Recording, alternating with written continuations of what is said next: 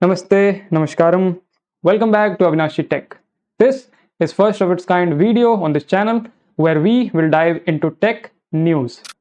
So today's topic would be India's semiconductor mission.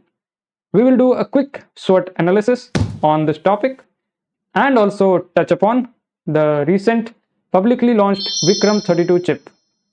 We won't be just reading the punchy headlines. We will be giving our own inputs and also try to filter out the noise using our engineering lens. I think I'm looking good. Should I pose for some candid pictures? Nah, leave it. That's not me. Anyway, we get the point. We are going to use our engineering perspective, and I will be your one and only Captain Logic. Think of me like your logic analyzer who will help you find the signal in the noisy world of tech news. Hope you're ready for the video.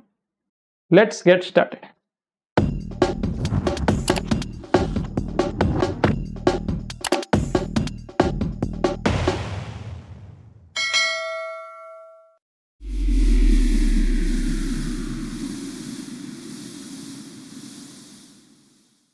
Recently, there's been a buzz about India entering the semiconductor race, starting with the announcement of Vikram 32, a 32-bit processor designed and fabricated in India by SCL under ISRO.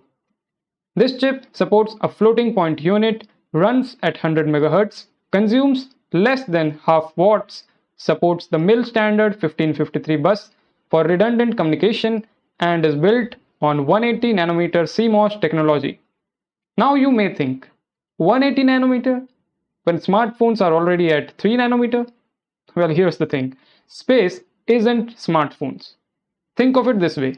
You don't take a Formula 1 car off-roading. That's where you need a rugged Mahindra Thar, Toyota or Ford. Space is the ultimate off-road. Radiation and vacuum. So bigger, slower chips survive where fragile speed machines can't. In space, reliability matters more than the performance. Larger transistor geometries like 150 to 250 nanometer handle radiation better. Total ionizing dose or TID increases the charge carriers in a silicon semiconductor chip and messes with transistor states. But bigger geometry helps mitigate it because of the larger size of the base. Lower speeds like 100 MHz keep heat and power consumption low. This is crucial because cooling in the orbit is extremely limited and costly. This chip was flight tested and validated in space in the Mission Management Computer of the PSLV Orbital Experimental Module in PSLV C60 mission launched in December 2024. During the SpaceX docking experiment responsible for launching two spacecraft, Chaser and Target, in the same orbit, which will help in transferring power amongst them and deploying payloads. 5, 4, 3, 2, 1, 0.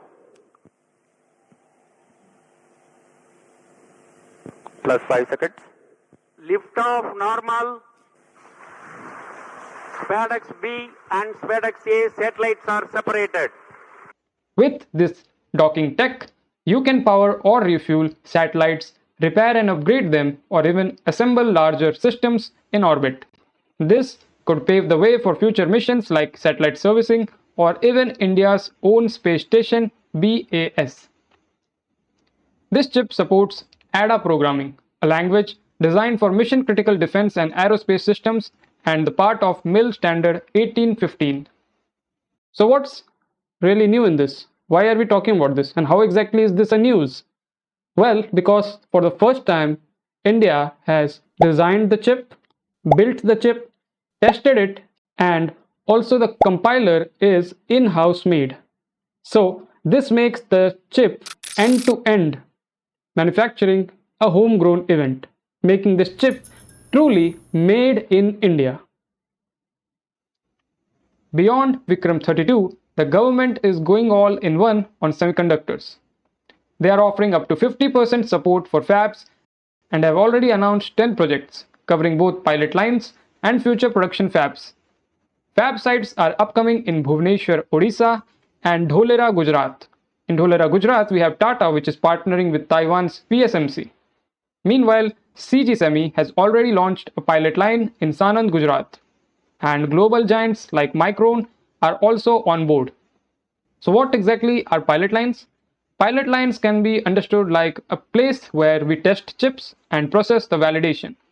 Once this whole process is stable, we move to fab plants where we have full scale mass production of a chip. But here's the key: for cutting edge chips, you need EUV lithography, and only one company makes those machines right now: ASML from the Netherlands. India knows this, which is why the ASML CEO Christophe was invited to Semicon India 2025, which was wrapped up a few weeks back. Countries around the world are racing to secure their technological future, and we applaud India's ambition to emerge as a leader in this space. At ASML, we see in India a partner with great potential, and we are committed to helping you as we shape the future of technology. Let's quickly do a SWOT analysis of India's semiconductor mission. First, let's talk about strength. Workforce availability. Well, India has a huge number of young demographic engineers. And with the correct skill upliftment, we can easily make them absorbed in the semiconductor market. Government support. We have already seen how government is subsidizing creation of such fab and pilot plants in India. These subsidies encourage companies to come over to India and manufacture chips. Strong government support will really empower the semiconductor growth in India. Huge consumer base. Well, India is one of the growing market for consumer electronics, and this figure is continuously going up. And in the coming years, if we have our own homegrown technology, then it will continue to have traction in our own consumer base. Weaknesses. Well, if there is delays in sanctioning the project, or if everything remains just on the paper, obviously we will lose a lot of money, time, and also global positioning. Then there is infrastructure gap. So we know that fabs plant require a very strong infrastructure. That is, they require 24/7 electricity and a large resource of water. But I think with the government's initiatives in the sectors of renewable and creating such fab plants, I think they already would have something up in mind to provide such resources to these companies. Opportunities. If India does become a hub in this semiconductor technology in the upcoming years, this may be even helpful for the international market as well, because there would be another country with the facilities of manufacturing chips, and that could bring the prices maybe down, or even we have seen that there were chip shortages recently in the past. Such kind of events might not happen. And also we can achieve true Atmanirbharta or self-reliance in space and defense sectors. Threats. Well, first is geopolitical pushback. Recently, we have seen in Foxconn event that while they were trying to transfer their manufacturing capabilities back to India from China, they were having some setbacks in transferring the equipments and also for the workforce, training workforce that were supposed to come to India and upskill the workers here. Hopefully, Apple manufactures more devices from India, but right now they are assembled in India and not completely made in India.